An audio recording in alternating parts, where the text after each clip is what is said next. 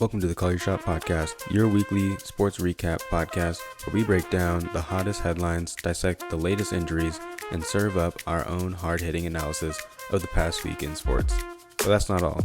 We're not just here to talk about the past, we're here to predict the future as well. On the Call Your Shot podcast, we boldly predict the outcomes of the upcoming week's games. This is the Call Your Shot podcast with your hosts, Alex Harris and Drew Moore.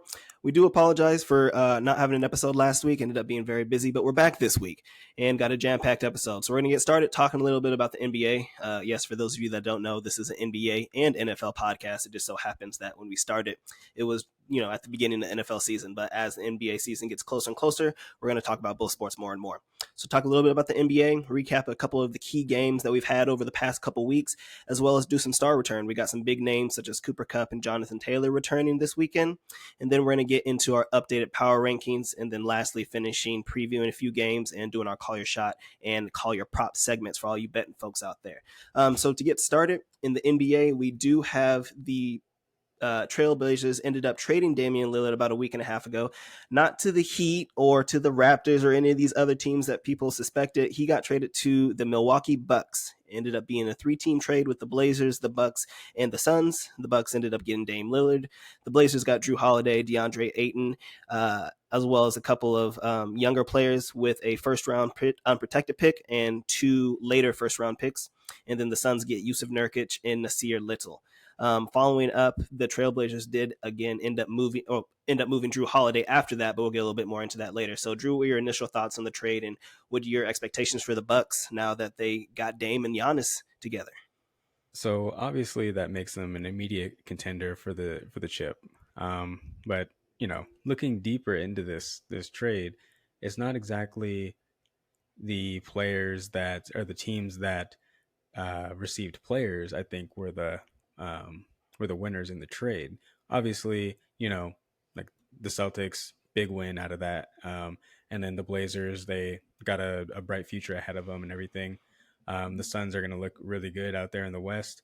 But I think, now hear me out, this is going to be really good for the Atlanta Hawks as well, because the Miami Heat, they didn't really, like, their whole offseason was based around getting Dame or getting a superstar. They were supposed to have a few different guys go into their teams, and none of them ended up landing there. So they don't have really any depth. They lost a couple key players in the offseason as well. So I don't think that this is the same Miami Heat team that we've seen in years past, and yet they're still favored to win the conference. I don't think that they should be favored, honestly. I think that even if they are favored, it should be basically close to a pick'em between the Atlanta Hawks and the Miami Heat, because the Atlanta Hawks, let's not forget, they were hot down the street or down the end of the towards the playoffs. They kind of fell off a little bit, but ever since the change at head coach, they were kind of clicking, and they kind of found something towards the end there. And I think that they're going to be a dark horse in the East, not obviously to win the chip because of now the Celtics increasing their already bulked up team, but the Bucks also have a solid squad out there too. But I'm just saying, in that division, watch out for the Atlanta Hawks. So I agree. I think the Hawks still could make some noise. They ended up losing John Collins, and I think he ended up going to the Jazz. So I'm not exactly sure how well they're going to be. They were just an Eastern Conference Finals team like just a couple years ago when they went up against the Bucks, but we'll see how Trey responds to a lot of the criticism that he's had throughout last season. I feel like the biggest loser of this does end up being the Heat. Everybody was expecting Dame to go to Miami, and the NBA even had to come out and like basically say like this is borderline collusion, like because Dame was saying like I'm not going to play for any other team and all this kind of stuff. So very unfortunate for Miami, and they couldn't get Dame, and then as a result they couldn't even get Drew Holiday, who ended up going to the Celtics in a trade. I agree. I do think that this trade makes the Bucks the clear favorite to come out of the East. It may not be like an overwhelming favorite, because I do think that the Celtics, with getting Drew Holiday, can match up almost honestly just as well against any other team, including the Bucks. They just may not have as much size, or I guess Yeah, size in the paint because even though Kristaps is 7'3", he's not really the biggest guy in the world. Um, but Well, see, one thing though too about the uh about the Celtics that I'm kind of hesitant on to just like smash they'll win the championship or whatever is their mhm, injuries. And now with the new rule in place that's requiring some players to actually play the majority of the season as opposed to just like sitting out basically every game until the playoffs. um, mhm. I think that's going to really impact those teams that have those injury prone players like Kristaps Porzingis. Obviously, when he's healthy, he's very dominant. He's the unicorn for a reason, but he is very I don't want to say broken, but He's brittle. yeah, very brittle. He's had a lot of injuries, and the Celtics have dealt through injuries. And then you have players like Al Horford, who is aging and is pretty old, and things like that. So there are a lot of factors that kind of make it so. I do agree that the Bucks should be the clear favorite over the Celtics. And the Celtics have made the finals a couple years ago, and they made it decently deep last year, but it just kind of ended up being a thing like, well, Jason Tatum ends up kind of just vanishing in some games. And, Hmm. sometimes Jaylen Brown is the guy, sometimes Jason Tatum's the guy, and they end up playing a lot of iso ball, my turn, your turn, and things like that. So sometimes things get very, uh, things get pretty messed up in there. And I think that Drew Holiday can help that. He kind of is like an upgraded Marcus Smart. So they lost Marcus Smart he's gone to the Grizzlies now, but now you kind of have like an upgraded version of him, a player that is a veteran that has won a championship with the Bucks in 2021. It's been there, done that, and I feel like can really bring this team together. And I think that's a really good pickup for them. And like I had the Bucks as the clear favorite, but once the Celtics did get Drew Holiday, that evened the playing field a lot for me. Hmm. Yeah, one last thing I wanted to touch on before we move on is I think this gonna be one of my early call your shots um, for the NBA, and I think that Devin Booker has a chance to win the MVP this year because of this trade. So, Mm, yeah, there's a lot of star-studded talent out there, right? But having all that talent there is going to allow him to shine brighter because not only are they going to see that, oh, okay, well, now they not only is he an elite scorer, but I think that they're going to move him to the point guard position. Currently, they have, I think, Bradley Beal's listed as the point guard, but that yeah. makes no sense to me because Devin Booker was the point guard last year when Chris Paul got hurt, and he ended up dominating in that role. So I think that if he's able to um, dominate the way he did in the playoffs and get his teammates involved, I think that there's I don't know, not as close to a sure thing as you can get, but I think it's pretty it's looking pretty good for his odds out there. So Yeah, I think that's a team that was pretty underestimated in this trade. So the Suns end up moving off of DeAndre Ayton, who I don't want to say was a cancer for the Suns the past couple of years, but he was definitely a negative point for them. And originally, he was planning on leaving when he was kind of in a restricted free agent. He had signed a offer sheet with the Pacers, and the Suns ended up matching. So that's basically the only reason he ended up staying. So they move him. He goes to the Portland Trailblazers. In return, they get Yusuf Nurkic, who's a solid center. I know he's a fellow Portland Trailblazer for Drew.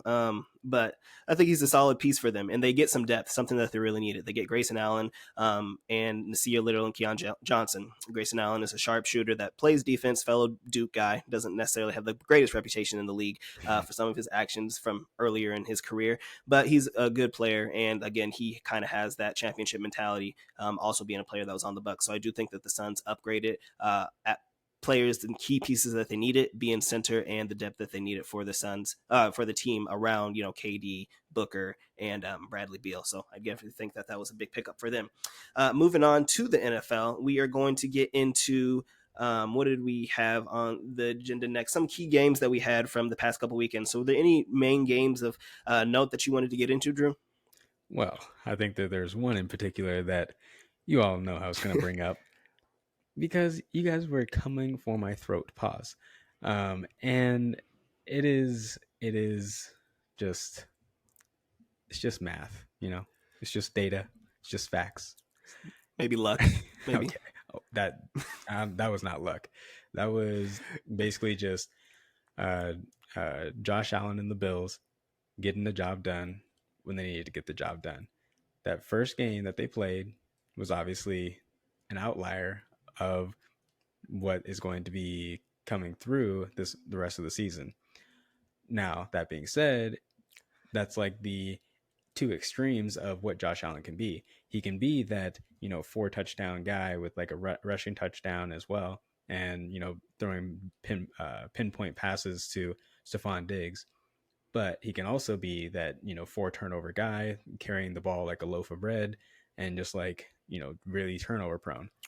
So That's the problem with the Bills see, but also that's the reason why that they are as successful as they have been over the past few years.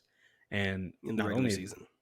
yes, true, but not only that, their defense and their secondary are actually healthy this year. Well, they were healthy um, this year, and then they have Von Miller coming back, I believe, this week too. So Mm-hmm. players are getting healthier and healthier.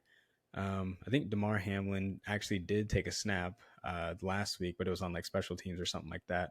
So, I mean, that's basically a lock for the comeback player of the year, unless, I don't know, John Minchie somehow goes off after fighting leukemia or whatever. But moral of the story is we all know what it is. At least I do. So, um, the Bills won, got the job done. No surprise there. 48-20. That was one of my plays last week, and it honestly shouldn't have even been that close. So, okay, no, I'm being dramatic, but um, Okay.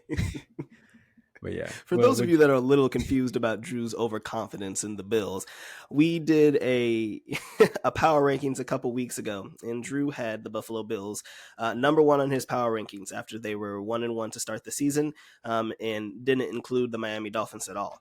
So a lot of people in the comments did not necessarily agree with that, when we had also emphasized that it wasn't necessarily 100% based off of what has happened in this season. It also took the past season into account, some statistics and some predictions. So Drew ended up being right on the money on that.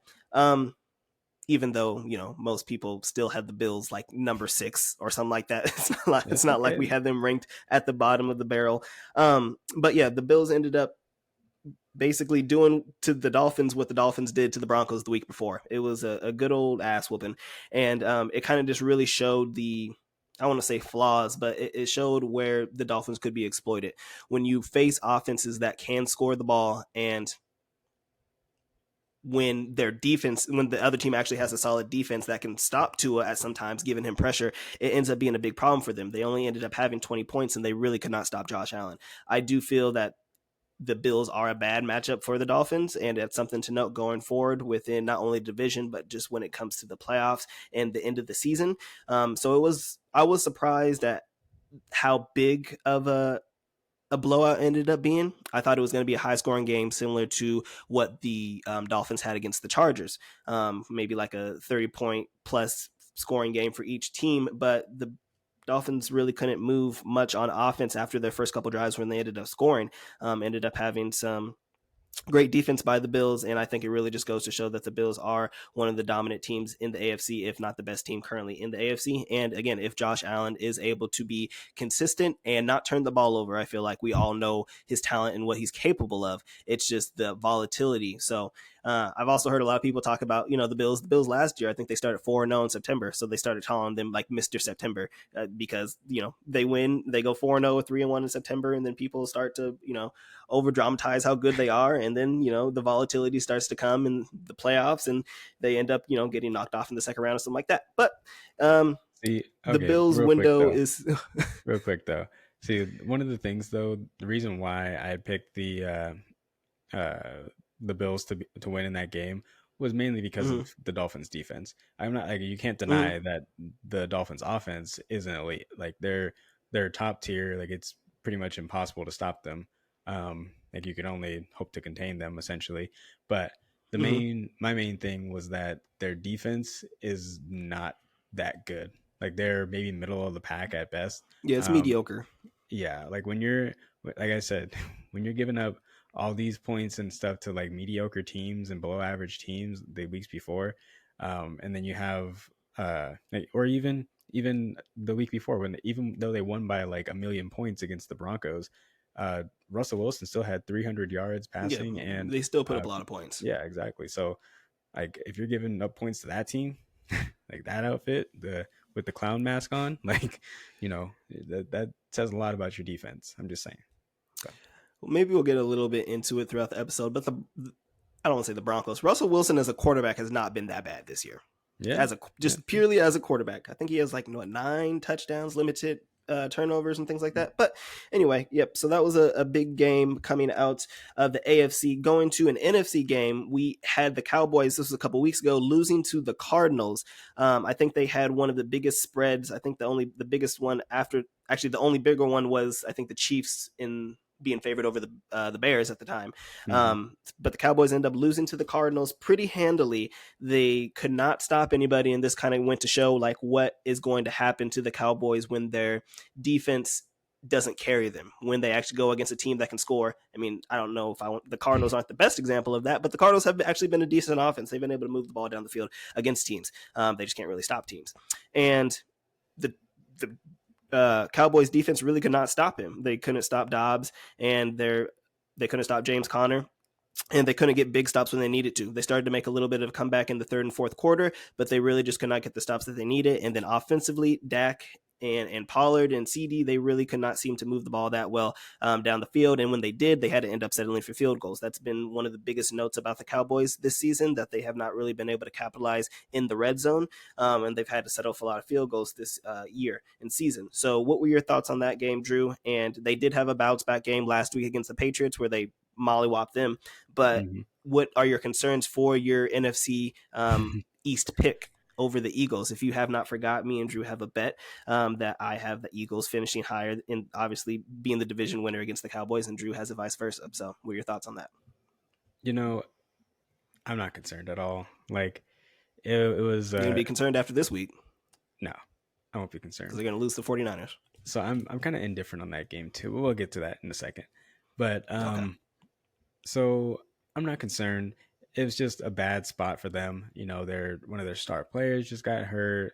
You and then you're okay. I have no idea how it was a bad spot. It caught me off guard. I'm not gonna lie. Um, Nobody Josh expects that. out, Nobody yeah, expects no. that. Like anybody that tells you that they expected that to happen, they're lying. But yeah, that game, it was one of those where you're like, okay, well, they can score in the first half. Like they're one of the best first half scoring teams. The Cardinals are, and then you're like, okay, Mm-hmm. well the Cowboys they'll come back. Like they'll get it going. But then they kept on going, and then you're like, they're not coming back. Oh, Arizona scored again.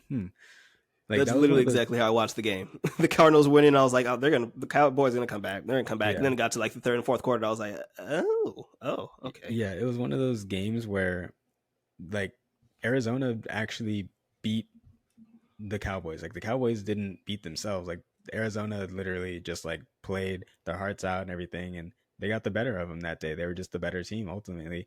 But yeah, going forward, I don't think that obviously that's an outlier. Like last year, the was it last year or 2 years ago? When the Jets beat the Bills like outright, and like after they had like zero players on their team, and everybody was like, "Oh yeah, like the Bills are gonna win by like a million points," and then they ended up losing. Obviously, they didn't lose any more games after that because they ended up making the playoffs and having the best record in the league. So like, I don't know. I don't think it's anything to be concerned about, but it's definitely one of those where you just flush it down the drain, forget about it, move on to the next week. So Yeah, I definitely think it was kind of their version of the Bills losing to the Jets in Week 1. Just a really good team, and it kind of just ended up getting upset. Kind of again, you kind of flesh it and move on, and they did. They ended up beating the Patriots in Week 4 very handily. But again, I do think it is something to note because it was a situation where the Cowboys defense couldn't necessarily stop and score 2 touchdowns and get all these punt blocks and interception pick sixes and stuff like that. So what happens when the Cowboys defense actually has to go out and win a game? And I think that is a little bit of foreshadowing for the potential problems that they could have later on in this season and a potential problem for what they could have this weekend against the 49ers, again, which we will get into in a little bit. So other games that kind of happened, one that we did want to get into, it may not be the prettiest one, was the Broncos and Bears game from week 3. The Bears got out to a very early lead against the Broncos and all looked right.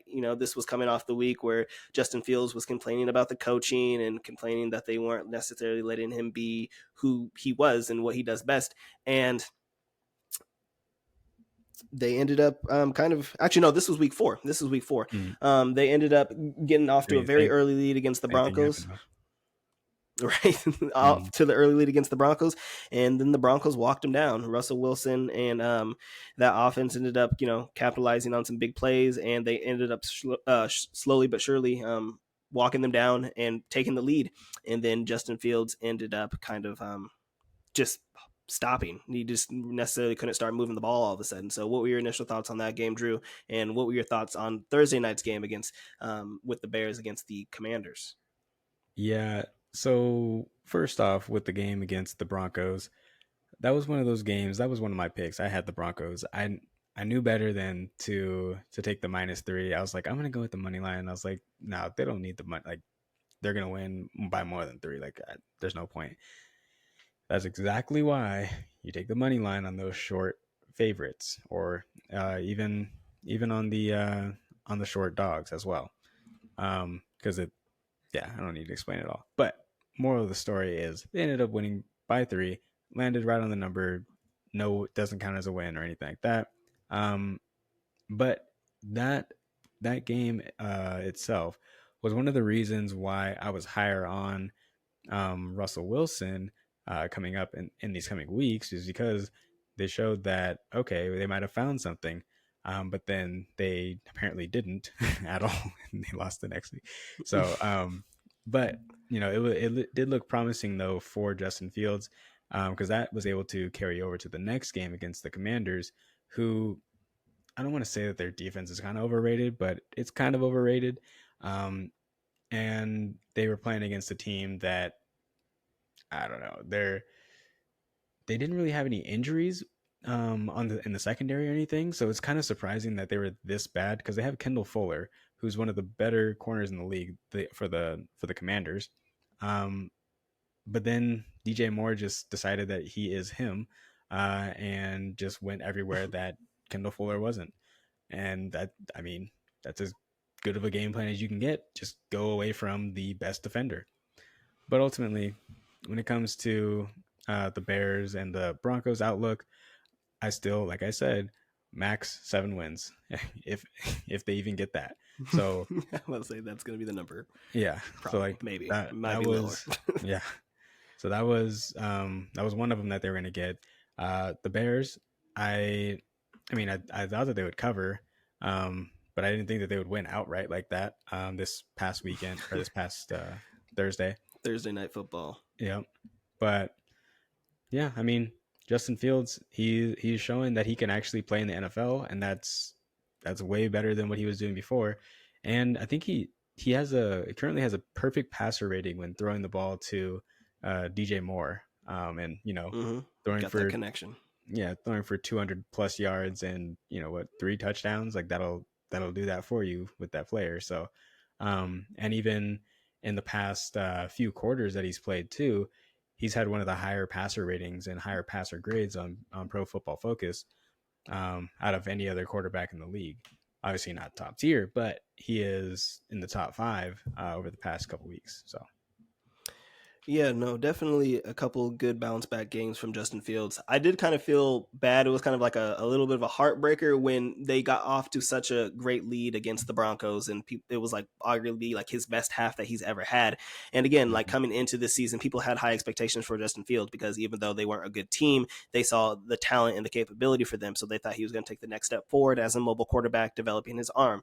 And you get off to that early lead, and then he ends up having an interception, and then he also basically gets stripped and has a fumble that ended up gets recovered for a touchdown that ends up tying the game 28-28, and then they end up losing 28-31. But in that game, he had 4 touchdowns for nearly 350 yards, and then again he had a good response this last week in Thursday Night Football against the Commanders, who I think were just kind of physically and emotionally depleted. They had just had a heartbreaker against the Eagles where they played them very tough and actually had a game tying drive to send the game But into overtime. but then But the Riverboat Ron, quote unquote Riverboat Ron, who's no longer that. He was like, my players were too tired to go for 2 on that play, but we're not too tired to play a whole nother quarter though against the one of the best exactly. teams in the league. Okay, okay, no, Exactly. So they could have started off 3-1, and then I think they would have had more confidence coming into this Thursday night game off of a short week, and then they could have potentially been 4-1 and pretty much would have had the lead in the NFC East. But now, unfortunately, the Commanders fall to, I believe they're 2-3 now, when they were doing great originally. But that's football. So we're gonna they. continue to monitor how. He said what? I was gonna say, one of the things too. This is a perfect example of good Sam Howell versus bad Sam Howell. Like He going didn't in, play. I don't want to say he played bad. he dude. Okay, listen to this stat. So I think the record for sacks is like 72 or something like that, 74, somewhere around there. Currently, guess what pace Sam Howell is on? Isn't it like him and CJ Stroud are both on pace to like break the record by like 20 plus sacks? Yeah, Sam Howell is currently on pace for like over 100 sacks. The So record that's not his fault. that's not true because it's a combination of the two actually. Because there's a lot of Mm-hmm. plays that okay, the offensive line they just got beat, but then there's also another side of it too where he just holds the ball way too long, and that allows the defenders to get to him. And that's not on the offensive line. That's not on the coaches calling the plays or anything. That's just on him not getting rid of the ball or not getting getting out of the pocket and trying to make something happen. And then when he does Mm-hmm. try to make something happen, it ends up a turnover. So, but Yeah, didn't have the greatest QBR. Went 37 for 51, 1 interception, 2 touchdowns for nearly 400 yards. So mhm, don't think that he had the greatest game, but I still think that he's better than Jacoby Brissett. So debatable. we'll go with that. Moving on. Now we're going to get into some of the star returns that we have. Some people that are, all pros, former Pro Bowlers that were out for a lot of reasons, either injury, holdout, combination of the both. Get started with Jonathan Taylor. Jonathan Taylor came off the PUP this week, ended up practicing, and kind of had a change of heart, it seemed like. He seemed a lot more open to playing with the Colts over the past few days, and was really surprising to a lot of people because they thought that they would basically never talk to each other again, and it was leading to a eventual trade. But he had a lot more of an open mind when he came back from PUP, said he was going to practice with his team, said he wanted to help the team win. And then all of a sudden today he signs a 3-year, $42 million extension with the Colts. So it ended up working. Drew, what were your initial thoughts on him coming back? Do you feel like he's fully healthy? And what were your thoughts on the extension? Ended up being about $14-15 million, which is around what he wanted to, which makes him one of the highest paid running backs in the league, just behind Christian McCaffrey and Derrick Henry. Um, I mean, it's a contract that he signed for sure. Yeah, I mean, it's not good from a NFL perspective, but like obviously from running backs who are very underpaid, Yeah, it's a good contract based on those qualifications. yeah, and I say it that way because like don't get me wrong, like obviously Jonathan Taylor is Jonathan Taylor. He is him. He is amazing, but at the same time,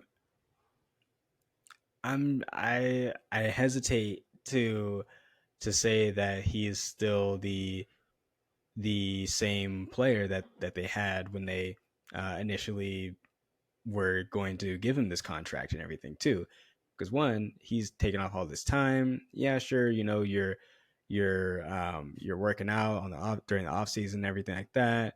But it takes a long time to get into football shape, and as we know from the early on in the season already, when you take that much time off and then you try and jump back in, even though he's going to be on a snap count this week, you try and jump Mm-hmm. back in, you're still not going to be the same player that you were or that you're going to be either towards the middle of the season, late middle of the season, or whatever. So it's going to take him a few games to get back up to speed. And even with that, his offensive line has not been the solid offensive line that they had 2 years ago when he was dominating the dojo.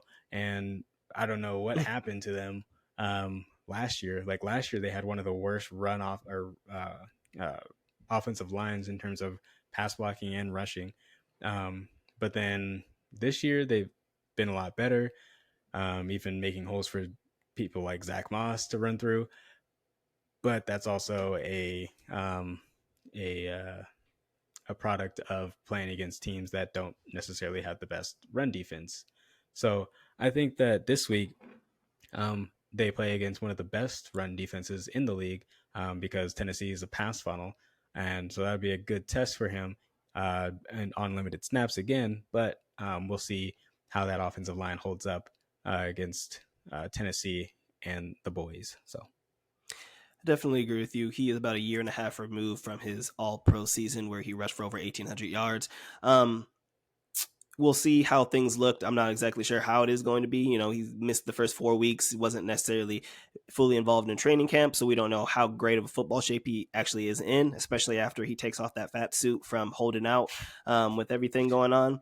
But I think that they're in a good spot. I think it has a good amount to do with the Colts in their current position. A lot of people thought that the Jacksonville Jaguars were going to easily win the AFC South, and currently the Colts are tied for the lead, and they actually have the kind of the after a whole bunch of like math and stuff like that, they actually are first overall. They would have, if the playoffs started today, they would win the AFC South.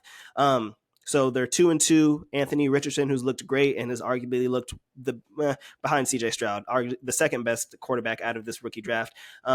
And he's looked great. So as you mentioned, the Colts offensive line isn't necessarily the best, but they've allowed Zach Moss to rush for 88 yards against the Houston, 122 yards against Baltimore, and for 70 yards against the Rams. So I think that they've allowed good holes for him to run through. And if you put Jonathan Taylor in that situation, I think that the sky's the limit. So with him added to this, with Anthony Richardson already there as mentioned, and Michael Pittman, I think that this is a good team and could compete with the Jaguars and the Texans to see if they could possibly win the AFC South and squeak into the playoffs. So it's really interesting. I am glad that Jonathan Taylor ended up getting paid because it kind of goes to show that the running back market isn't completely dead, even though it's on life support. But we'll see how things go with other running backs like Josh Jacobs and Saquon Barkley, who, again, is still coming off of his injury. So we'll see how that goes. So another big player that is returning is Cooper Kupp, who had the hamstring injury this offseason, ended up not really playing at all towards the end, came back at the beginning of the regular season, right when their things were going to get ramped up, ended up re-aggravating it, got put on IR, went to the specialist and all this kind of stuff. So now he is a full go and is expected to play this week after being lifted off of the PUP. Drew, what are your thoughts on that? And what are your expectations for Cooper Kupp when it comes to, potential re-injury, or do you think he's going to be full percent? And lastly, what do you think that does for Puka Nacua? So I I see it. I hear you guys. He's back. All these things. It's great. My little Gonna Cooper win Kupp. gonna win the Super Bowl now. They're off to we're doing way better Okay. than we thought they were, and all these things, right? But at Yeah. the same time, like, okay, let's not forget this team by many people were pegged to be bottom 3 teams in the league. Okay, they're way The last year overperforming. Seahawks. Yeah, maybe, but I think that they're way overperforming based on a number of different metrics. But also, Cooper Kupp coming back is great, but then Matt Safford, our mediocre Matt, we like to call him, as I like to call him, and he went out of the game and ended the game last week with uh, like limping off the field with his hip and everything too. So I don't know who you're gonna have throwing him the ball. Like I don't like whoever is out there throwing him the ball is gonna get him the ball. Like it's Cooper Kupp. if he's out there, Well, you play Stafford him, and you him have a start him. godly connection. Okay. They, um, I mean, they do. I mean, they do. Last season, that they were all healthy together, he just went triple crown and like broke every record on I earth mean, with I Megatron, with would Randy too. Moss. I mean, I I'm would just saying. too if I got the ball on every route that I ran. You know what I mean? Like He it's caught it. literally He's open. okay. Michael Jamar Thomas got the Chase, ball every time, and he didn't. He wasn't breaking triple crown records and stuff. whatever. Anyways, um, that's a good point though, because that's a product of coaching, and that's why I think Mm-hmm. that some people give Sean McVay a lot of smoke for not being a great coach and not calling the right plays and certain times and everything like that, and that's fair. That makes sense, but credit where credit is due, right? Like he can literally take just about any wide receiver and make them useful and make them fit into their offense, unless your name is just or Van Jefferson, because apparently they just Or don't Allen like him. Robinson. Yeah, or Allen Robinson. Well, Allen Robinson, he did that to himself. He just fell off a cliff. That's true. That's But true. yeah, and I don't think that this is going to take away from Puka. I think if anything, it'll take more away from Tutu Atwell than anything. But him and Puka play different positions, so it shouldn't really impact him that much, except for obviously, target share. Like, because if you can't have two players that are averaging like 15 targets a game, like Why that's like not? literally all your plays. So it's either going to him or to him. I don't know which one, but so Puka has a soft spot in my heart because I picked him up in every fantasy league off of waivers, you're so so he's gross. just been eating for me. Oh yeah, also for any of you guys still wondering, Drew and I played each other a couple weeks ago, and I absolutely destroyed him. Okay, Like I said we would. We ended up winning by like 20, 25 points, but yeah, players it just just decided happens. they don't want to play Some might football, work. so Okay, but yeah, no, Puka. I agree with you, Puka Nakua. We both talked about it. They play a different positions on the field. So obviously they're both wide receivers and stuff like that. But Cooper Kupp plays a lot out of the slot. Puka kind of lines up in the slot as well, but he also lines up out wide. So I think that for people that think that Cooper Kupp's going to come back and Puka Nakua is like going to go to like 2 targets or like 2 receptions a game, that's not. I think it's going to be more realistic where Cooper Kupp obviously is going to be the number one, and Puka Nakua could still be like a mid-level to like a low-end wide receiver 2 type thing. So I still think that Puka Nakua and Cooper Kupp obviously are both going to be extremely fantasy relevant, as well as Kyron Williams, who is the sophomore that has been a sensation in fantasy over the past few months or few weeks. And I'm up late at night every single night wondering why I didn't pick him off of waivers, well, because it because it wasn't even makes like no a thing like sense. where he was like available on waivers. Like I literally could have picked him up after waivers went through. Like he was just addable. So I mean, Yeah, well, that's because it makes no sense. Yeah, sure. Like I had him. Was it last year? yeah, And then they didn't really play him at all. And then when he did play, he looked pretty bad. Um, but shout out to Matthew Berry. Like he was the one that put me onto him initially. Um, I obviously didn't listen to him this year because I was like, bro, no, no, no. well, because everybody was But so high on Cam Akers. yeah, exactly. People So were I like, was oh, like, Cam Akers is about to be like they a mended the godsend and relationship, stuff. and yeah. Mended the relationship a couple years, 2 years removed from his Achilles injury and all this kind of stuff. But then like I kind of like was of the realization like after his first game, I'm like, well, since Todd Gurley, the Rams haven't really had like a fantasy relevant running back. I know there's been high expectations for Cam Akers, and he's had some a few good stretches of games, but nothing really consistent. So even when they said that Kyron Williams was going to, be the guy, and once they kind of moved away from Cam Akers after week 1 or week 2, I still didn't have high expectations. I'm like, okay, he had a good game. I don't think it's going to keep happening, but they're Mhm. feeding him, and when they get in the red zone, they're feeding him. So that's a great pickup for anybody that got Kyron Williams on waivers, Yeah, and Puka Nakua. wish it was me. And you got Tutu, didn't you? Yeah, You I got got some crumbs on the yeah, dinner plate. yeah. I got two in a couple leagues. But and I got Puka in one league too. But I mean, yeah, I don't know. Well, we'll see. We'll see what happens these coming up weeks. But And going back to what you said, I do think that the Rams are better than many people expected. They're a bad loss. I mean, the game against the Bengals, that was just kind of an ugly game to watch overall. But if they would have won that game, then they would have been 3-1, tied with the Seahawks for second in the division, right behind the 49ers. So I'm not hoping for them to win by any stretch of the imagination. I'm still want the Seahawks to destroy everybody in the Oh my division. God. But but they are much better than expected. So if Matthew Stafford is healthy, so is it the hip injury? Because last thing I saw that he was a full go in practice and is completely ready to play.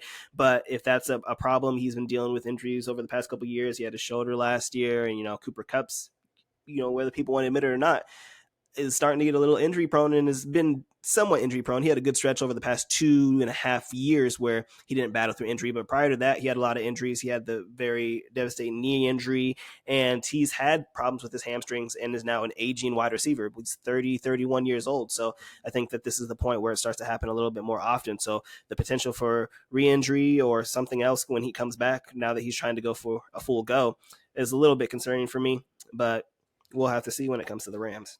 Any more thoughts on that? No, I think that's everything. I just think that All right. like I said before, mediocre Matt. We'll see if he's able to give it a go. He was a full practice today, or yesterday, but I don't know. When you're limping off the field like that, like something's not right. You know what I mean? Just kind of like Joe Mm. Burrow and everything too. Oh yeah, Yeah, I he's wasn't gonna he's talk throwing and about it. I was, everything, yeah. but yeah, I agree whatever. with a lot of people. Like, if the Bengals lose this week, like I might just ice Joe Burrow because like the season's getting away from them really quickly, and it's unfortunate. Everybody, a lot of people are starting to question whether Joe Burrow is a good player or not, and I think that's ridiculous. I think that Yeah. we've had a large of enough sample size, not only going to college, but his 2 years in the NFL when he was fully healthy after he got injured his rookie season. And Joe Burrow is a great quarterback. He's just hurt. He's not mobile. He can't move. So it's kind of hard to get the ball to his dynamic receivers like T. Higgins and Jamar Chase because they aren't kind of like a 49ers offense where a lot of the passes are short and intermediate, and then you kind of get the yak and get the players go to work. They are moving, throwing the ball down the field. So it's just an unfortunate situation for them, but it In is what it terms, is. And ESPN has this stat, pass block win rate. So, and it's basically just a metric to like it's exactly what it sounds like. How often does that team win when it comes to pass blocking? Like, so did defender get close enough to the quarterback to cause any disruption in the play, so on and so forth. So one of the interesting things is when it comes to Joe Burrow, he is getting rid of the ball at like a very quick rate, faster. I think it's twice as slow or twice as fast as his career averages are. Not only mm-hmm. that, usually when you see that, you see a pretty high pass block win rate because like there's not that much time for the quarterback to, or not that much time for the offensive line to block for the quarterback, right? But All out when it Tom Brady. comes to, yeah, pretty much. But when it comes to the Bengals this year, they are second to last at 41% pass Blake. Uh, oh my God. Let me try it again. They're Plus at Brock. Ooh, I 41%. got it too. Yep. It's a hard word to say, hard phrase to say. Anyway, let's start that over again. They're at 41% when it comes to their pass block win rate. And that is second to last in the whole NFL, only above the Texans? nope Patriots and Matt Yikes. Jones. So, Yikes. um, Well, they not played the only Cowboys, so. yeah, so like not only are they allowing like a lot of pass rushes and everything, usually also another thing too on top of that is if it's within 2.5 seconds, because that's like the league average, and that kind of separates the good players from the not so good players too, if you're able to hold a block for 2.5 seconds. Um, so that means that they're not only are they not able to hold a block for 2.5 seconds, they're letting people in at 41%, or they're only able to, let me back up. They're letting people in at, what's that, 59% of the time. Like, Mm-hmm. that's not good, Bob. Yeah, that's Where tough. on the other side, you see the benefits of having a great offensive line. The Cincinnati, or my God, I cannot like say anything today.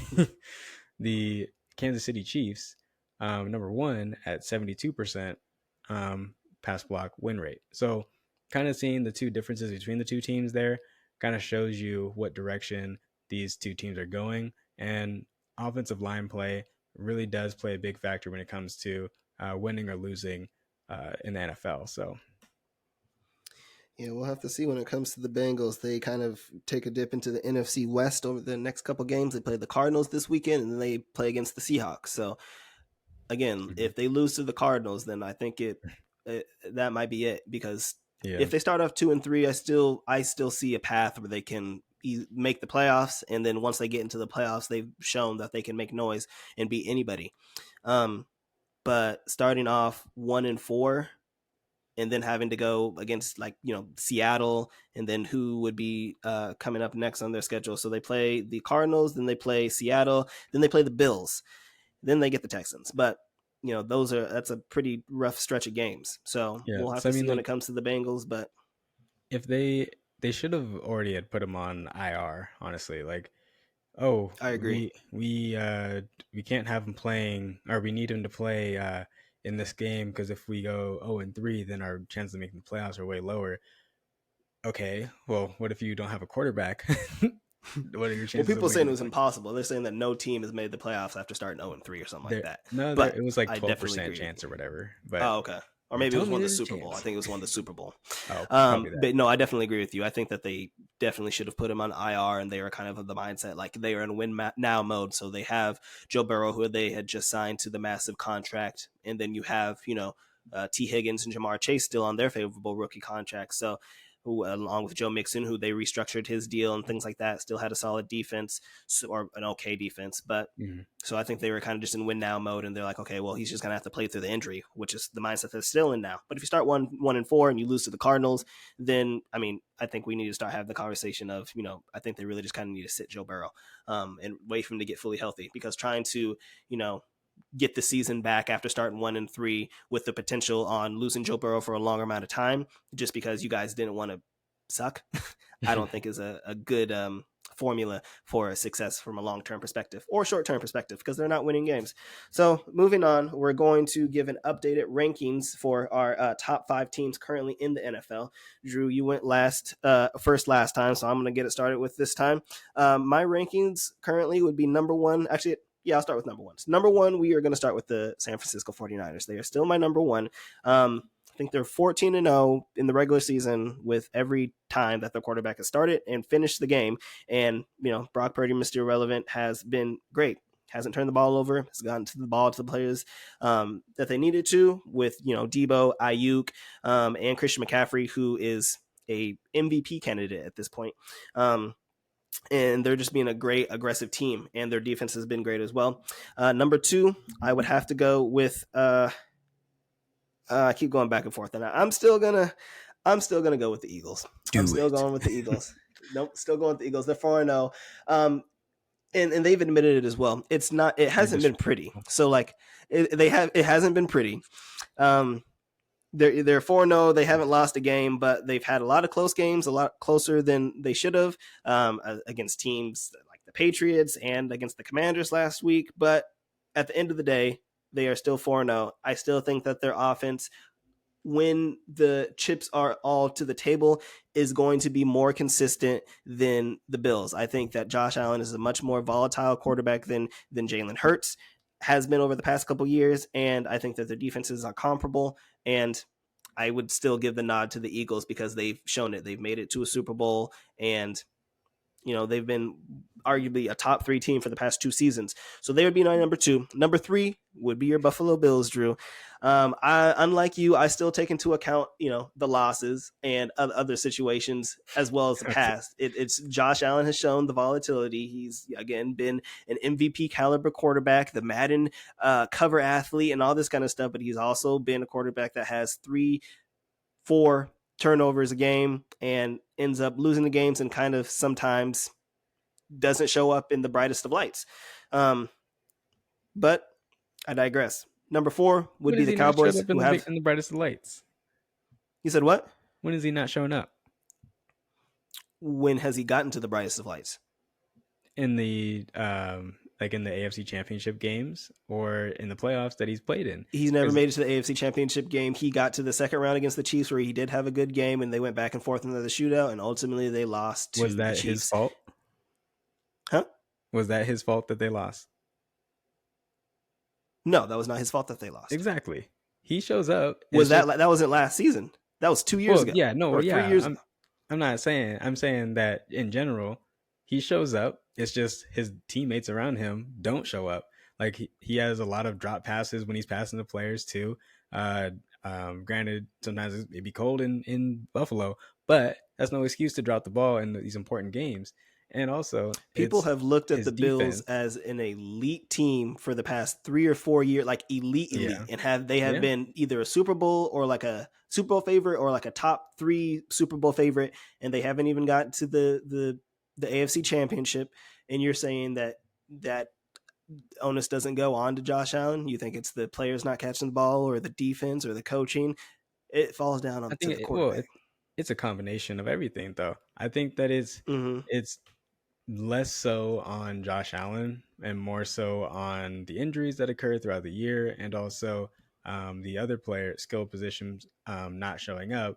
Because in over the past few years, his offensive lines have not been good at all at protecting him and giving him a clean pocket to throw in, versus like other teams like we've seen with San Francisco protecting Jimmy Garoppolo, being able to have him run through these schemed plays that are just wide open every time, or Patrick Mahomes having a empty pocket to throw in, or even Tom Brady just patting the ball back there and with his 5.0 40 time, being able to navigate defenses because he has all day to throw. You don't get that with Josh Allen, and Well, I don't know. going back to Joe Burrow, like I think that Joe Burrow has had a worse offensive line in his time in the NFL than Josh Allen has, and he's gotten further than Josh Allen has in every single season. And he was the person that beat him last year. So when I talk about the bright lights, and I was talking about most recently, so even last year in the playoffs, they get to the second round, they have to go against the Bengals. It's a snow game, and they lose 27-10, and Josh Allen throws for 250 yards and has a pick. He has a rushing touchdown, but that's about it. Meanwhile, Joe Burrow ends up winning the game, 2 touchdowns, and I don't know. I just think that the Bills have had high expectations for so long, so I'm kind of just off of the bandwagon where, they're just going to be, they're elite, they're good early on in the season, or good throughout the regular season for the most part, and then something happens in the playoffs, and it's kind of like a never-ending cycle. But I digress. We'll see how it goes this year. They have a good start, 3-1, beat the Dolphins, who a lot of people, including myself, are very high on, and now they're probably going to win this week as well. So moving on, number 4 would be the Cowboys, who did fall. Had the bounce back game against the Patriots most recently, but again, those questions came up when they faced the Cardinals. How are they going to look when their defense isn't going to score points for them, when their defense doesn't get pick sixes or blocked punts or field goals for touchdowns? So it's been a problem of is Dak Prescott a game manager, or is he a quarterback that can actually go out and win you games? Based on what they've shown over the past couple of years, they want him to be more of a game manager because they think that their defense is going to carry them to most of their wins, and they just need Dak Prescott to not turn the ball over, which he had a big problem doing last year as he led the league in interceptions while playing 12 games. So that would be my number 4 still. I still think that they do have a good offense. I still think they do have a great defense, even with the loss of Diggs. I still think that their defense is still going to be great. Micah Parsons has been concerning me over the past few weeks because it seems like every other quarter he kind of is limping or going to the sideline with some little injury or something like that. So he kind of gets a lot of nicks and things like that. So that's a little concerning because if something major were to happen to him, then that would really change my outlook and perspective for the Cowboys, who I have going to the NFC Championship. But obviously losing to the Eagles, as we mentioned. And then lastly, I was going back and forth between the Dolphins and Chiefs. I'm still going to go with the Chiefs. They didn't have a great game against the Jets in this last week. They didn't look great. They looked great against the Bills the week before that, but they ended up going against the Jets, who do still have a very good defense. But, in all honesty, Patrick Mahomes was outplayed You're giving by out all the Swifties, the man. yeah, he was outpaid by Zach Wilson. And that, that's the truth. And I think that the Chiefs have a pretty good defense. So Zach Wilson outplaying Patrick Mahomes was very surprising. Patrick Mahomes kind of had a couple bad interceptions where he was just kind of he underthrew it a little bit, ended up getting picked. But ultimately, when the rubber needed to meet the road, unlike Josh Allen all the time, Patrick Okay. Mahomes, Patrick Mahomes ended up, sealing the deal. I think they went on a 5-minute drive to end up icing the game and running the clock out. It was a third and intermediate, third and medium. I think that the first down was like on the 1 or 2 yard line. Instead of just going for the touchdown when they're up 3, Patrick Mahomes slid at the 1 yard line, and they knew that they were just going to kneel out the clock, and that was going to be the win. So I think that when you have a quarterback like Patrick Mahomes, who's the best in the league, and I think that you're always going to have an opportunity for success, and they're still going to be in my top 5 because of that. And that would pretty much be my list. Drew, what is your top 5? Real quick, I think it's kind of interesting how we kind of flipped roles here when it comes to Josh Allen. Because before, I was always hating on Josh Allen, and I was always like, "No, man, like that This dude's is true. trash and everything like that, like it's garbage." But then now I'm the one over here defending him, and you're over here. I'm still a big I'm fan like of Josh Josh Allen. Allen. Like I have him in, like he's like in my dynasty league and all of this kind of stuff. I'm just like, I think it's more of the Bills overall, not necessarily just Josh Allen. I think Josh Allen is a great quarterback, and I would still have. There were people that I was talking about, when Jalen Hurts had his great season and Joe Burrow and stuff like that. People really kind of forgot about Josh Allen, and then you had the injury last year, so he didn't play as great, but and was kind of turnover prone. But I still think he's a great quarterback, and I think that he arguably is the most talented quarterback in the league with his arm, with his running ability, with his size. It's just the volatility, man. It's tough. It is tough. So I think that their window has been open for so long. They've had about a 3 to 4 year window where they've been, again, high caliber team with high expectations of getting to the Super Bowl or to the AFC Championship, and they haven't gotten there. And especially they have not gotten to the Super Bowl. So I think the window's starting to close, and that's kind of what happened over the past couple of seasons when you had Stephon Diggs with his problems and issues as you got later into the season and got into the playoffs, kind of complaining on the sidelines and things like that. Then you had the offseason situation this last offseason and not reporting to camp and things like that. I just think that the window is slowly but surely closing on the Bills, and if they don't get to the Super Bowl within the next 1 or 2 years, then it'll kind of just be all for nothing. They made the big splashes for Von Miller and all these types of things, so we'll have to wait and see, I guess. And then one last quick note to wrap up that your phenomenal list, yeah. Okay, whatever. Because you had mentioned the game that they played against the Jets for the Chiefs. Now Zach Wilson has twice as many wins in the NFL than Justin Fields. So just chew on that for a little bit there. Anyways, going on to my list. Much better weapons and better defense, but okay. Yeah, I mean, that's fair. That's fair. I just think it's kind of funny how bad Zach Wilson is and how good Justin Fields can be. And then yet it's still like that. But yeah. Zach Wilson's turned over a new leaf as well. Stop it. Like, last year. No, I mean, not from the fact where I think he's a good quarterback, from the fact that he's actually taking responsibility and accountability for his actions and for the team. Last year, they would lose the game and the defense would hold the other team to like 10 points. And he'd be like, well, if the defense holds you to 10 points, Zach, do you think that, some of the onus is on you? He's like, nope. And then after this game, they lost to the Chiefs, where he did play a great game, but he did have I think, did he have a key turnover? I think he did. He had at the end of the game. He had a pick. Yeah. He took full responsibility for that, and he actually was very hard on himself. But, we'll see. Maybe the Jets, I don't think they're going to make the playoffs, but maybe they can win a few games. Yeah. All right, now on to my I don't have a ball. We'll call this my. Sorry, I don't mean to interrupt you, Drew. Who's the Jets' only win this season against? Okay, that's cute. Like the Cardinals, who are supposed to be the worst team in the league, they beat the Cowboys. So like, yeah, that's your team. Well, you had the Cowboys ahead of the Chiefs as well, and you also had them as your third overall team. So I mean, Just saying. I'm just saying too. Teams. The Chiefs should be 4-0. I think we can both acknowledge that. But injuries happen. So should the Bills. The Bills should not have lost. You think if the likelihood of Josh Allen throwing 4 picks or having 4 turnovers in the game, like, come on. It's not the first time it's happened. Well, okay, but the likelihood of that happening is imagine take away Josh Allen's best weapon. Oh my God. Stephon Diggs. and he's already without Von Miller, so I don't know who the second best defender on the team would be. So just take away Stephon Diggs from him, and then have him go up against a solid team like the Lions. Dude, They only lost the by. solid defense like the Lions. So I said solid team. Solid team. The defense, their defense is not good. Okay, the Lions are going to be a playoff team. Okay, and then also the Jets, they're not going to be a playoff team, but their defense is actually elite though. Like they're actually good. Not the they're better than any defense than the Chiefs have played. I agree. Exactly. Anyways, moving on. It's getting a little hot in here. Start fighting or something.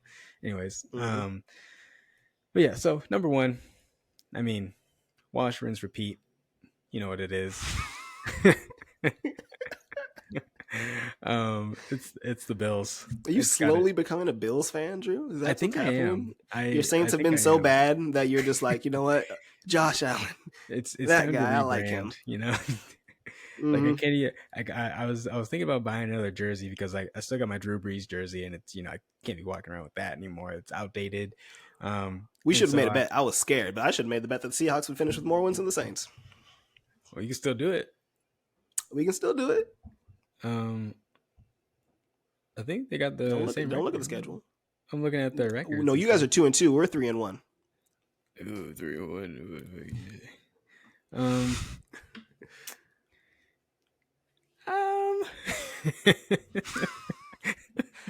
I bet that the Seattle Seahawks will finish with more overall wins than the New Orleans Saints.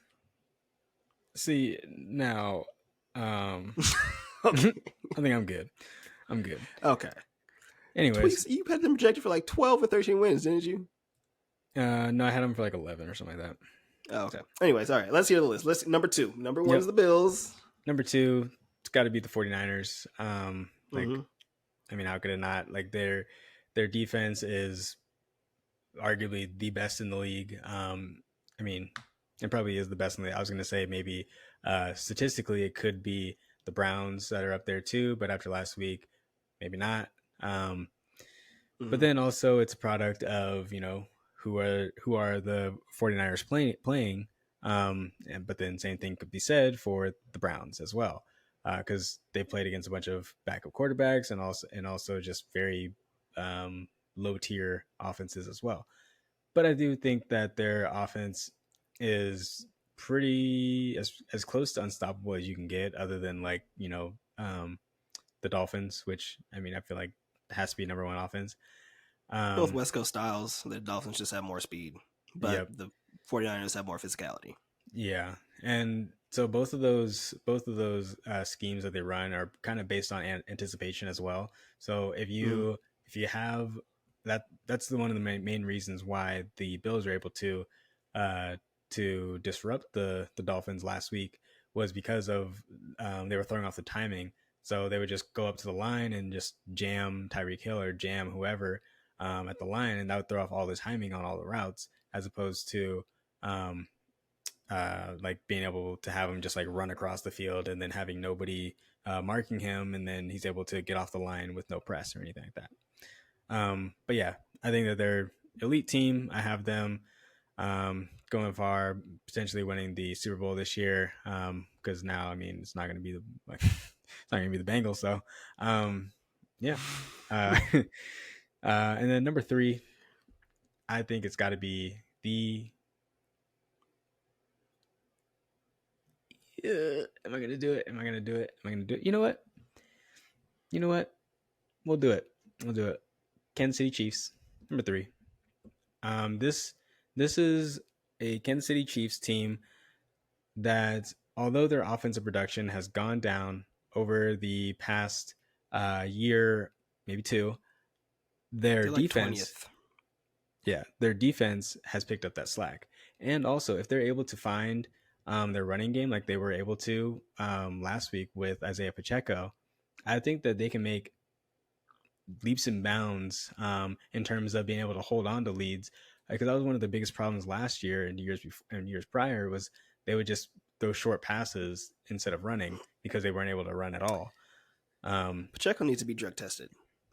I don't know what's going on. Or I need to know what's in his pre-workout, or something. He's an Energizer Bunny. He reminds me of Thomas Rawls. Like Yep. whenever Thomas Rawls would run, he just ran like a crackhead. Like when he had the breakaway 45-yard run, like that's just the way he was running would kill me. But anyway, continue. And then I'm at 3, 4. Four. So number 4, it's going to be the Dallas Cowboys. Them boys are my number 4 team on the list, and I think it's because they, although have had some injuries and stuff, and Micah Parsons is in and out of the lineup every game and every play. I do think that, well, not even think, they have drastically underperformed like this year. If they were even just mediocre in a lot of these games on offense, like it would be a lot worse in terms of the score differential than what it has been. Because every game that they've played that they've won, they've been blowing teams out. Well, that's what I'm saying. You're telling me that their offense isn't at least like a league average team. Like they're playing like below average football right now, and I think that if they can get their act together on offense, this can be a team that I thought they were going to be and compete for the NFC Championship. So that's what I'm saying. And number 5. Yeah, you don't want to hear it, huh? Number 5, it is the Philadelphia Eagles. I am not convinced. I'm not sold on this team just yet. Obviously, they're good. Like, breaking news. But at the same time, it hasn't looked convincing, if that makes sense. Like, the Bills have blown out teams. The Chiefs have blown out teams. The Cowboys have blown out teams. I don't see that same domination from the Eagles. Like obviously when you run for like 1,000,000 rushing yards or whatever they had 2 weeks ago, like that's domination. But they also allowed the team to come back at the end of the game and make it close. So that's my concern with the Eagles, is that they're able to get out to these leads and everything and pass when they need to. But I think that they should be just kind of focusing in more on their specialties as opposed to getting too cute, especially when you have the most unstoppable play known to man in the brotherly shove. Like, just get it in 4th and short and just literally run that play until you can't run it anymore. I don't care who breaks their neck. Just wash, rinse, repeat. Put them down there. Get your head down low. Get the pads low. Win the matchup. You know what I mean? I agree. But as you can tell, they are below the Cowboys, so we'll see what happens with that. So I don't have a problem with the lists. I think that it can be argued for both sides. The Eagles have gotten off to early leads and like potential blowout leads with teams, but they let them hang around, then they end up coming back. They've ended up stopping them when it needed to happen in order to win all these games, as they are 4-0.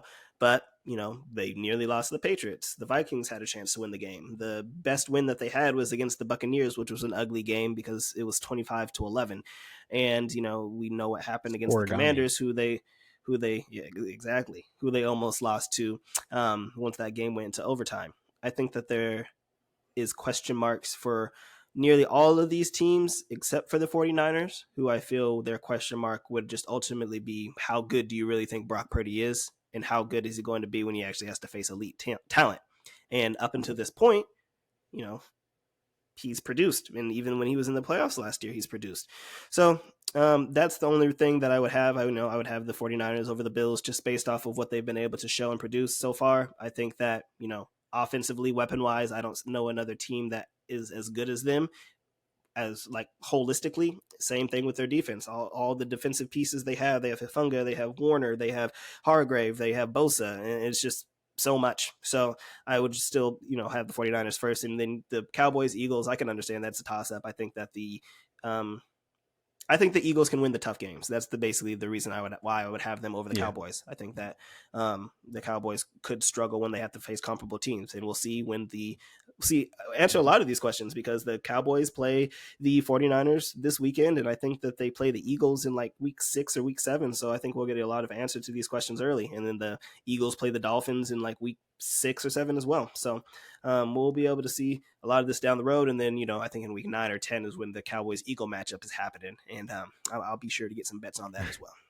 See, I noticed one thing though. You didn't have your Dolphins up there. Why's that? Yeah, I would have them. I would have them at 6 out of respect for these teams. Every team that's in the list is either undefeated, like the 49ers and Eagles, or has one lost. And I think that I had the Chiefs ahead of the Dolphins prior to the Dolphins even losing. So when the Dolphins were going undefeated and destroying teams, I still had the Chiefs. I think I had the Dolphins one spot ahead of them. But overall, I think I would just trust Patrick Mahomes over Tua Tagovailoa. And I do think that the Chiefs defense is, as we've both mentioned, the best that Patrick Mahomes has ever had, and has not necessarily carried them, but helped them stay in a lot of the games that they were in, and kind of helped them win the game against the Jets.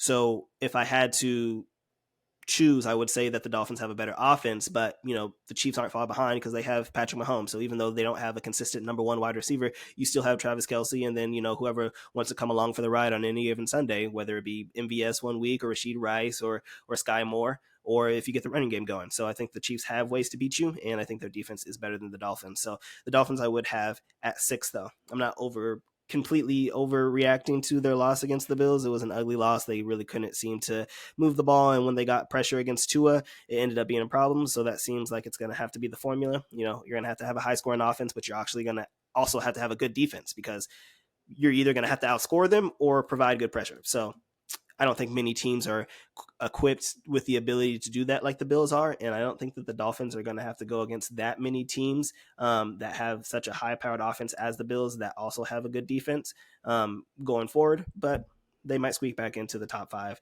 here soon in a few weeks. They have they go against the Giants, and then the Panthers, then they have the Eagles. So we'll have to see as we get into the midseason. So any last final notes on the rankings? No, I just think that mine are more accurate than yours, and that's pretty much it. Okay.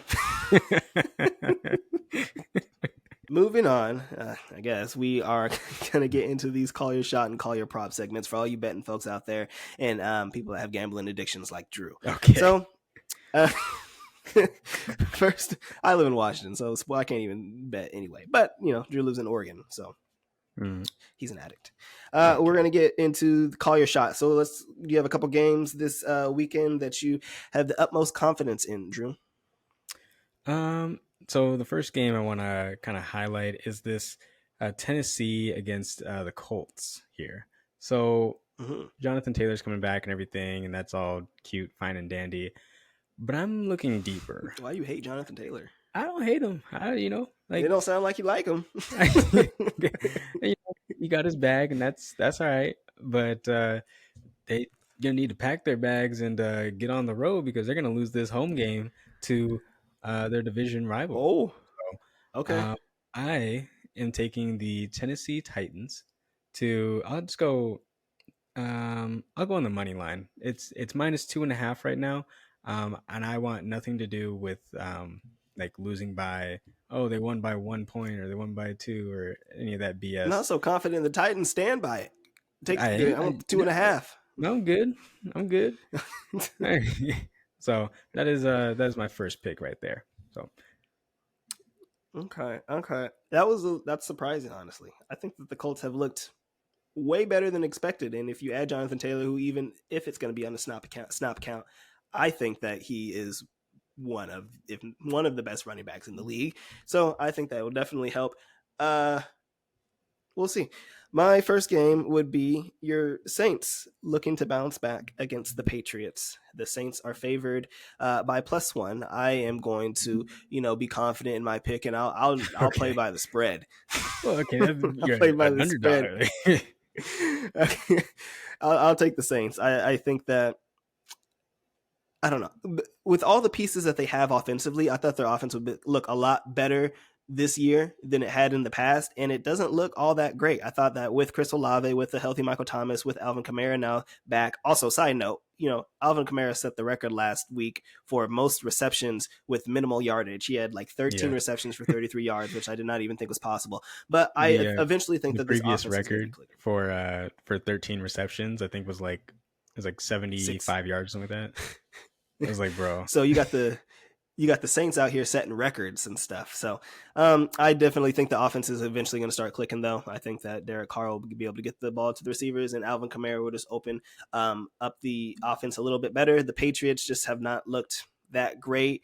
Early on in the season, people were talking about, Mac Jones, still had good yardage and good touchdowns with limited interceptions and things like that. I just don't see it. The Patriots lost their rookie cornerback for the season as well. Was the name? Is it Witherspoon? I think they're No, their no. It cornerback, was their top Christian first round draft Gonzalez. pick. Christian, there you go. The Christian Yep. gun. Okay, that was my bad. So I think that will hurt them a good amount because he was, making a play for defensive rookie of the year as well. But that would be my pick. Mm. My People are next saying that pick. Bill Belichick might have to start packing his bags too, but I mean, I think that's a little. That's true. I mean, My next pick. I'm not doing it. I was gonna take the Bills. So that's a short price, but it's in no man's land, and the Jags have been sitting there waiting for them. But I bring this game up though because I think it's kind of funny what the Bills did. It's kind of petty, and that's why I like it. So they, as you know, or as you may not know, the Jacksonville Jaguars, they played a London game last week, so they stayed there. Yep, against the Falcons. Took care of business. They stayed there over this past week. That way they wouldn't have to fly back and forth and everything like that. makes sense. Didn't want to get their frequent flyer miles. But anyways. Get my points. Exactly. But you'd think that they would stay at the same hotel. But the Buffalo Bills actually rented out that same hotel that they were in. So that way the Jacksonville Jaguars would have to move hotels. So, just a little game psychology going on there. Whether it'll play a factor or not is yet to be decided. Anyways, moving on. I'm looking at this Texans Falcons game, and everyone and their mom is on the Texans, right? And it makes sense. You got your knight in shining armor, CJ Stroud out here throwing 300 yards a game and everything, looking dominant and everything. I know that the Falcons don't look good. It honestly looks really bad. Their defense is going to be the one to stop them. I maybe not stop him, but I do think that little celebration that he does. Yeah, it's kind of gross. It's kind of cool. I like it. Yeah. Anyways, I think the Falcons get the job done here. This is one of those games that you like to call fading the trendy dog. And so Texans being underdog here. And if they're this, godly team, then why are they underdogs in this game? You know what I mean? So one thing I don't like about it, though, is the fact that the Falcons are coming back from London. So we'll see how that ends up going. But that's my pick. Go Falcons. Yeah, I don't mind that. I think, people are a little high on the Texans. I mean, I want to say they're 2-2, but CJ Stroud has looked great and is currently the front runner for offensive rookie of the year. And I don't mind that pick either. I mean, I prefer the Falcons just because of Bijan. But we'll have to see because Desmond Ridder looked like Jameis Winston against the Jaguars last week. It looked, and not good Jameis. I'm talking 30 for 30 Jameis. Hey, it was bad. Movie. Great show. It was yeah. Okay, it was bad. He was one thing though. The Jameson, like 30 for 30 or Jameis 30 for 30 thing. It's like, 30 interceptions obviously isn't good, but 30 touchdowns is still good. Like people, and he also had like 5,000 yards that year too. Like offensively, he did pretty okay. The 30 interceptions isn't great, but the 30 touchdowns and the yardage and stuff wasn't bad. Yeah, because Jameis was still a starting quarterback then. Desmond Ridder looked bad. He Oh looked yeah, no, terrible he last week. pretty bad. Yeah. So that's the other Just thing too. literally. The last time that Desmond Ritter lost at home was in high school. So Okay. I'm just saying. I'm just saying. Yeah. If Desmond Ritter has to win them that game, they're not going to win. They're good. If Bijan rushes for like 125 yards, and then you have Algier rushing for a good amount as well, that's their formula to winning the games. They play solid defense and they run the ball. They run the air out of the ball. And as we saw last weekend when they had to play against the Jaguars in London, once they actually had to throw the ball, it did not look great. It's Mhm. I apologize for And anybody that drafted Kyle Pitts or Drake London very highly this year. But do you know who yeah, has the worst run defense per Pro Football Focus this year? I think you're going to tell me the Texans. Yep, it is the Texans. So Well, I got Bijan, so that's great yeah. news for me. But yeah, I don't mind that pick. Mhm. Moving on, I would say that my second pick is going to be one that's, I think you're going to agree with me very highly, Drew. I'm going to Oh take the boy. 49ers again to beat the Cowboys with the spread, 3.5. They win by at least 4. I think that the 49ers have a lot more ways to beat you than the Cowboys. And as we've already seen, I think that Arizona is not nearly as good as the 49ers, and the 49ers' high powered offense, along with their defense, I just think that they should be able to beat the Cowboys in this game. What are your thoughts on that? And do you have the Cowboys winning this game? Yeah, it's got the Cowboys. Now am I gonna take this game? No. One thing I will say, and a lot of people have said it, this is definitely a more of a must-win game for the Cowboys than the 49ers, not just because the 49ers are undefeated and the Cowboys aren't, but I think the Cowboys psychologically need to win this game. The 49ers have had their number the past couple Bringing seasons, or even going psychology in back to here. 3 seasons. They they beat them in the playoffs. At home, the 49ers beat them at home, and they beat them on the road when the 49ers were a wild card a couple years ago. So I think that the Cowboys do everything that the Cowboys, 49ers are the team that the Cowboys want to be. They want to be a physical team. They want to play good defense, and they want to have an explosive offense. But I just don't see it. So this is going to have to be a game. I don't think that the Cowboys defense can single-handedly win this game. One, because I don't think that Brock Purdy is going to have many turnovers as he hasn't this year. And two, Dak Prescott is going to, need to score points to keep up with the 49ers offense. So leaning and trusting on Dak to win a game is something that I don't do too often. Matter of fact, I never do it, and I'm not going to start this week. So I have the 49ers winning by 4. You know what? You know what, Alex? You know what? I say that the 49ers win this game against the Cowboys this Sunday. I say that I'm getting the 3.5. By the way, I'm getting that three You and a ain't half. getting nothing. I'm getting You the ain't 3.5. getting You said that nothing. you literally said that they would win by 3.5. So they win by more than 3.5. So they win Fine. by 4. Fine. So Okay, I cool. want my hook. Cool. Okay. All right. What do you want to do? What do you want to go for? I never got Mind my you, I think that Denver. Drew already owes me like $50 because, like, if y'all don't know, like, we golfed like a whole bunch of this last week, and I just destroyed him on every single time we played. It Dude, was I've never honestly played bad. so bad in It my was life. honestly bad. It It, was honest. It was like Tiger Woods amongst children. It was. okay. I Okay. I literally never played so bad in my life. I thought I just about broke my clubs in half. It was I shouldn't even had those clubs in the first place. Like if I played like that, it's disgraceful. Honestly, I didn't even want to show my face at the end of the day. But But a friendly um, $10 wager. how about this? Um, whoever wins buys the other person's next round of golf. Bet. Bet. Sounds good.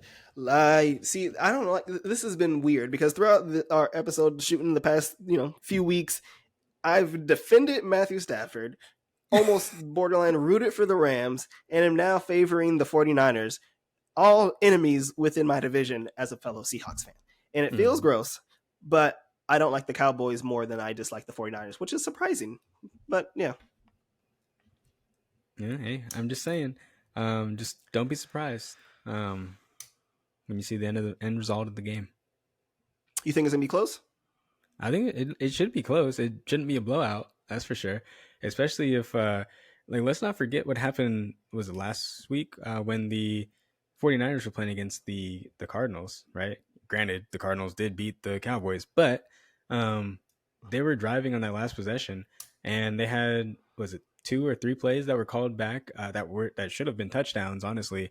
Or at least got them in better scoring position or field position to score towards the end of that game. And then ultimately, all the penalties that they had accumulated, and then they weren't able to get that last touchdown to keep it close. But I all that mean, being yeah. said, I'm just saying, They've had don't be they've had close surprised. games. I mean, the Cardinals looked good against them. The Cardinals were able to move the ball, and in week 2, the Rams were honestly able to move the ball, and that was like a game all the way until like the fourth quarter. So, Mm-hmm. I mean, I'm not saying they're invincible. I'm just saying they're better than the Cowboys. Mm-hmm. Yeah, fair enough. Moving on, player props. I'll get started here. My player prop, my first one would be Lamar Jackson on his rushing yards. It is currently at 45.5. This is a rivalry. You have the Ravens and you have the Steelers, one of the oldest rivalries in the NFL. And I think that with the Steelers, I think that this is a statement game for them. I think that they are going to have to try to get back on the right track, and that's going to start defensively with them and their physicality. So I think the pass rush is going to be crazy, and I think that Lamar Jackson is going to have to scramble a good amount in this game, as he's not going to have enough time to sit back in the pocket and wait for Zay Flowers to go down the field or something like that. So I think that he is going to have a good amount of rushing yards. So I would have him over 45.5, which he has been over a few times this season already. So thoughts on that, Drew? And what's your first player prop? Um, I like it. Do I love it though? Uh, yes, ish. Not really though, because like yes, when Lamar Jackson is at his best, he is running the ball, right? He is getting out of the pocket, he's creating plays and everything, but he hasn't really done that this year, and they've had a pretty even 50-50 split for the most part throughout the year, the early part of the year. And so, what was the prop number at again? 45.5. He's currently 45. averaging 55.5 rush yards a game. He's had one. He's gone 38 yards rushing against the Texans. He had 54 against the Bengals, 101 against the Colts, and 30 against the Browns. Hmm, hmm. I don't know. It's just You don't have to buy it. I don't want to. The Steelers are interesting because they one week they look like a dominant force, and then the next week, at least in terms of running, and then the next Mm-hmm. week they look like you can just I don't know. It's just like open the floodgates and everybody just runs through. Um, but it's a divisional game. They kind of have more from built-in familiarity. They kind of know the scheme a little bit. Um, I don't know. We'll see. We'll see what happens. We'll see. We'll see. It is also kind of unfortunate because I do not think the Steelers are going to be good. They've already battling injuries. Um, uh, you had Fryermuth, who's already out this game, and the Steelers quarterback, who was questionable coming into this week, is going to play this week. I'm spacing on his Uh, name right now. Kenny Pickett. Pickett. Yeah. Uh, See, Kenny okay, that Pickett. that's one thing I wanted to touch on real quick was these injury reports where people are like, oh yeah, like for instance, Deshaun Watson, oh yeah, my shoulder's good, like I'm fine. I just just tweaked it a little bit. I'll play tomorrow. Out. Then doesn't play. And then you have Justin Herbert. Oh, it's just a scratch. Has like a splint on his finger and like is Mm-hmm. like literally can't even move it or bend it. Jimmy Garoppolo. Oh yeah, like I'm good. I'll probably play out. And then there's Kenny Pickett as well. He was like, "Oh yeah, like I'm good. I'll probably play." Shows up to practice in this giant knee immobilizer. Like what? like I these reports aren't matching up with the reality, and it's I don't know. There has to be some kind of like regulation on what you can actually report on and what you can actually say to the media. Because there's got to be like some truth going on to it. You know what I mean? Like you can't just say whatever and then just do the opposite. But whatever. Anyways, Yeah, it is going to be tough.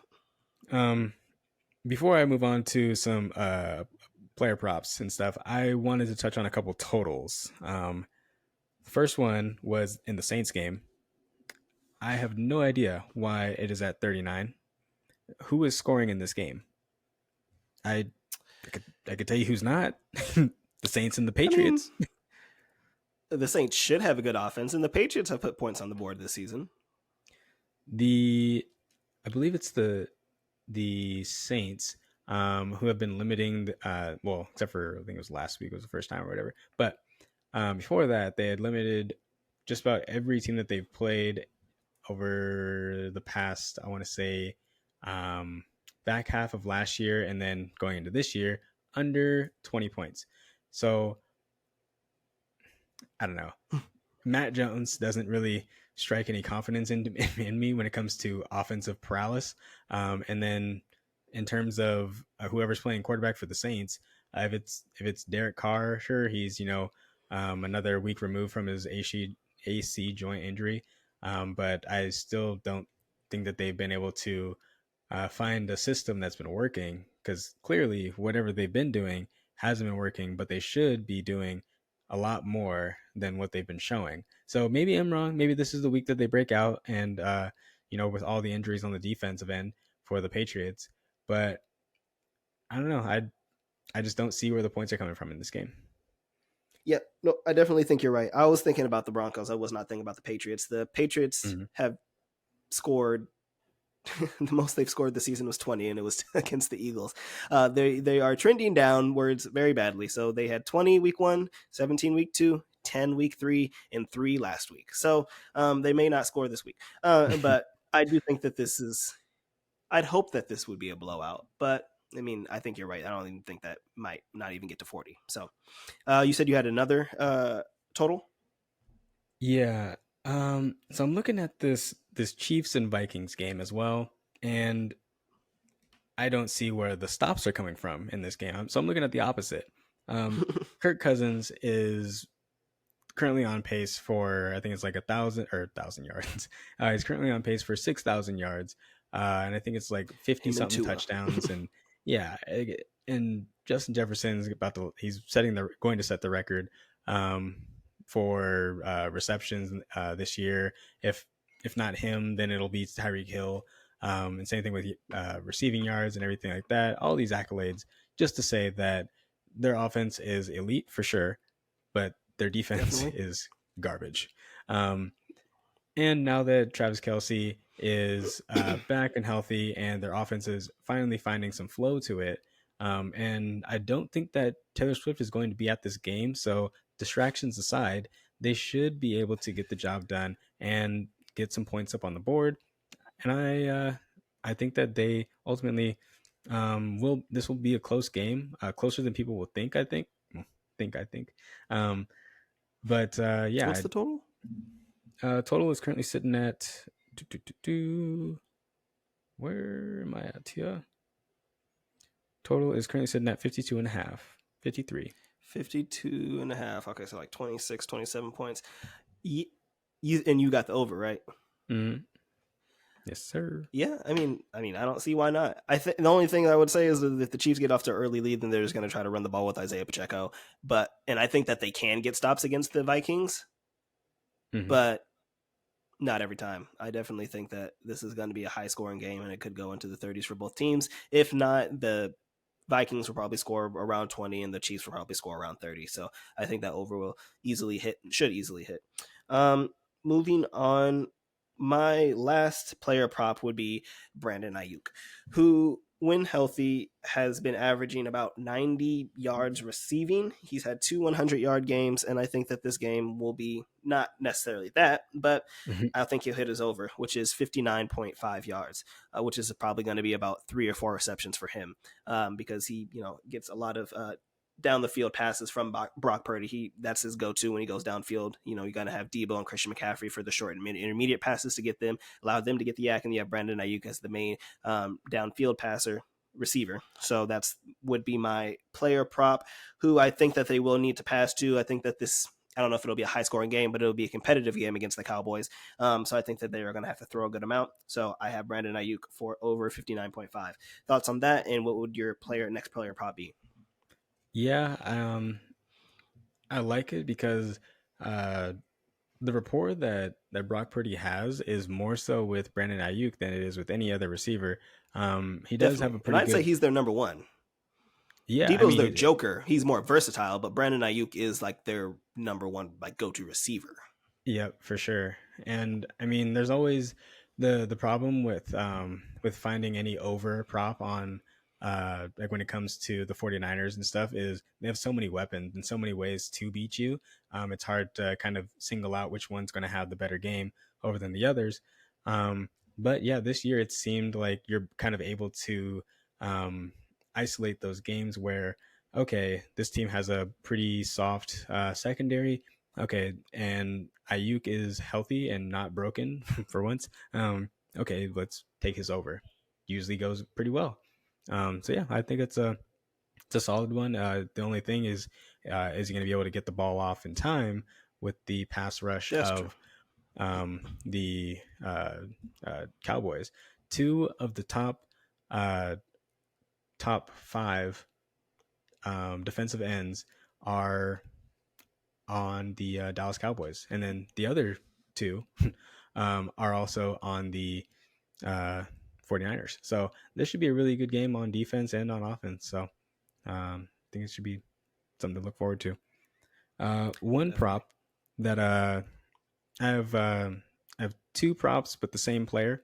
So the first one is Jamar Chase over on his receiving receptions.